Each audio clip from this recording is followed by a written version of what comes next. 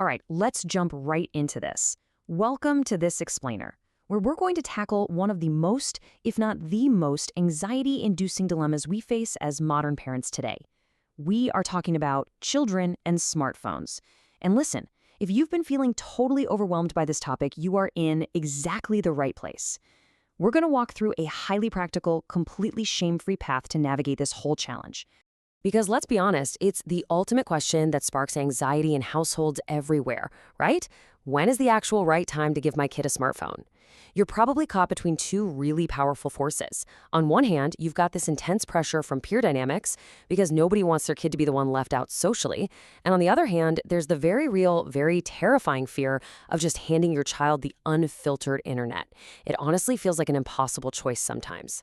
So to find some much-needed clarity, we're exploring the brilliant insights and research from clinical psychologist Dr. Martha Deiros Collado, specifically from her book, The Smartphone Solution.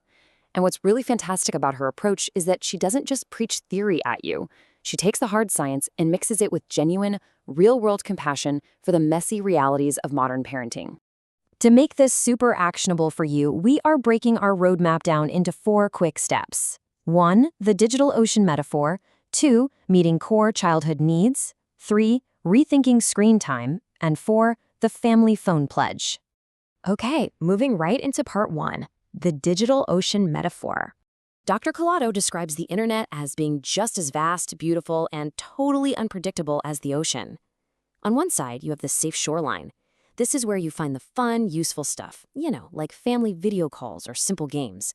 But on the other side, you have the hidden depths. The water might look perfectly safe from the beach, but a smartphone can pull a kid into unpredictable algorithms and scary digital currents so fast, you can literally sink waist deep after just a couple of steps. Which brings us to section 2, meeting core childhood needs. To understand why this digital ocean is so incredibly alluring to our kids in the first place, we really have to understand their 3 basic psychological needs. First up, kids need to feel seen. This means they need a deep sense of belonging in the real world. They need to feel comfortable being vulnerable so they can build emotionally secure relationships. Second, they absolutely need to feel soothed. Feeling soothed is what helps them build emotional intelligence and healthy coping mechanisms. It's exactly how they learn to navigate all those stressful curveballs that life throws at them in the offline world. And finally, the third need, they need to feel safe. This is all about making your home a true haven. They need to know without a doubt that you are always on their team, not a source of fear or judgment, even when they inevitably mess up and make mistakes. So here is the absolutely crucial point. We've all been there, right? Handing a kid a screen to distract them when you're stuck in a mile-long line at the grocery store. It feels like a highly effective quick fix. But the reality is, screens only meet those core needs superficially.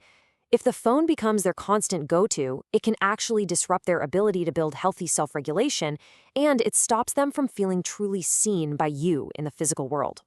But hey, wait a second. We need to explicitly reject the whole parent-shaming narrative right here now.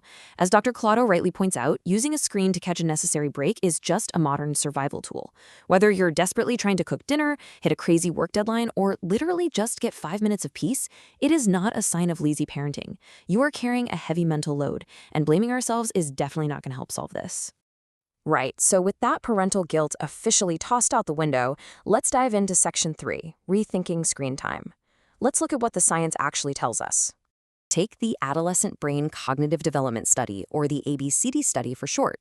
This was a massive research project that monitored 9 to 10-year-olds over 2 whole years, and it actually offers some incredibly reassuring data for any of us who worry we've, already completely ruined our kids' brains. Believe it or not, the study found absolutely no meaningful link between the overall amount of time spent looking at a screen and a child's cognitive or mental health levels. I know, wild, right? Let that sink in for a second. Just having generic screen time isn't the automatic brain-melting hazard we so often assume it is. The real issue isn't the glowing rectangle itself. It's the type of device. Think about the difference. Passive, shared TV time is heavily controlled and usually made specifically for kids. But on the flip side, smartphones, they're interactive, they're solitary, and they're entirely driven by unpredictable algorithms. It's the device itself that dictates the danger. And that clear distinction brings us to section 4, the family phone pledge. This is a brilliant alternative to the endless begging and negotiating over devices. This strategy totally shifts the dynamic in your house. It takes you away from that exhausting, strict, defensive ban and turns the whole thing into a supportive plan. You are essentially reframing that angry, absolute no into an empowering, collaborative, not yet, or one day. The pledge itself is built on 7 core steps. First, it actually starts with you reflecting on your own digital habits. Then, it's about understanding your child's unique temperament, keeping an open and honest dialogue, formally joining the family phone pledge together, involving others to build a community of support, finding what works for your specific family, and finally, teaching digital resilience. You're proactively building their skills for when they do eventually get that phone. By laying all this groundwork together, step by step, you're teaching them a massive lesson. Carrying a Winnie supercomputer in your pocket is a profound responsibility, and it requires genuine preparation. It is not a status symbol, and it is definitely not just a toy. Please, if you take nothing else away, remember this crucial point from Dr. Collado's research. Saying not yet to smartphones is not a punishment. It is a completely necessary step to protect their development and build lifelong, healthy tech habits. You aren't depriving them of anything, you are actively protecting their childhood. As we wrap up this explainer, I want to leave you with one final empowering thought. Since the very first step of this whole process is modeling good behavior, how will you change your own digital habits today to protect their tomorrow? Honestly, it's something for all of us to chew on the next time we casually reach for our own phones. Thanks so much for hanging out with me, and I really hope this helps you and your family navigate the digital ocean with a whole lot more confidence.